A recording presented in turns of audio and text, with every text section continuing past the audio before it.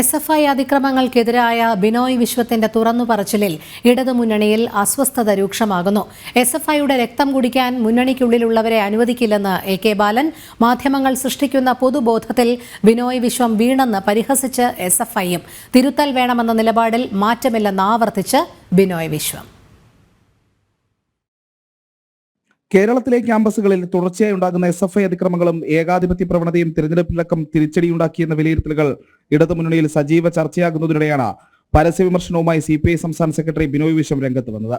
SFIക്ക് ഇടതുപക്ഷം എന്ന വാക്കിന്റെ അർത്ഥമറിയില്ലെന്നും പ്രാകൃത രീതികൾ തിരുത്തണമെന്നുമായിരുന്നു വിമർശനം.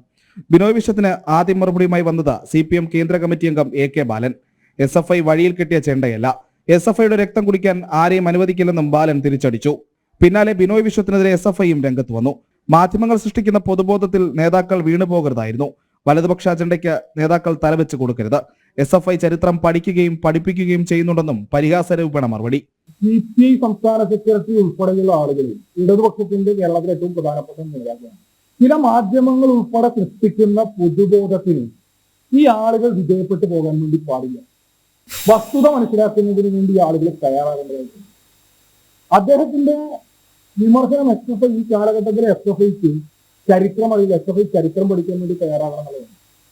ഞങ്ങളെ സംബന്ധിച്ച് വളരെ കൃത്യമായി ഞങ്ങൾ ചരിത്രം പഠിക്കുന്നുണ്ട്. ഞങ്ങളുടെ പ്രവർത്തകർക്ക് കൃത്യമായി വിദ്യാർത്ഥി സംഘടനാ പ്രവർത്തനത്തിന്റെ ചരിത്രം പഠിപ്പിക്കുന്നു. SFI തിരുത്തണമെന്ന് തന്നെയാണ് അഭിപ്രായമെന്ന നിലപാടിൽ ഉറച്ചു നിൽക്കുകയാണ് ബിനോയ് വിശ്വം. SFIക്കകത്ത് ആവശ്യമായ മാറ്റം ഉണ്ടാകണമെന്ന് ഞാൻ പറഞ്ഞു. അത് ബാലന്റെ അഭിപ്രായമായിരിക്കും. SFIയുടെ ചൊര കൊടുക്കാൻ ഞാൻ സമ്മതിക്കില്ല. അതുകൊണ്ട് ഞാൻ പറയുന്നു SFI തിരുത്തണം. തെരഞ്ഞെടുപ്പ് പരാജയത്തിൽ CPMനെയും SFIയെയും മുഖ്യമന്ത്രിയെയും പ്രതിപട്ടികയിലാക്കുന്ന CPI നിലപാടിൽ CPMന്റെ അതൃപ്തിയാണ് ബിനോയ് വിശ്വത്തിനെതിരായ കടന്നാക്രമണത്തിലൂടെ വ്യക്തമായത്. SFI അതിക്രമങ്ങൾ സംസ്ഥാനമെങ്ങും ചർച്ചയാകുന്ന സാഹചര്യമാണ്. അതിനാൽ തന്നെ വരും ദിവസങ്ങളിലും വിഷയത്തിൽ CPI CPM പോര് പ്രതീക്ഷിക്കാം. ജനം, തിരുവനന്തപുരം.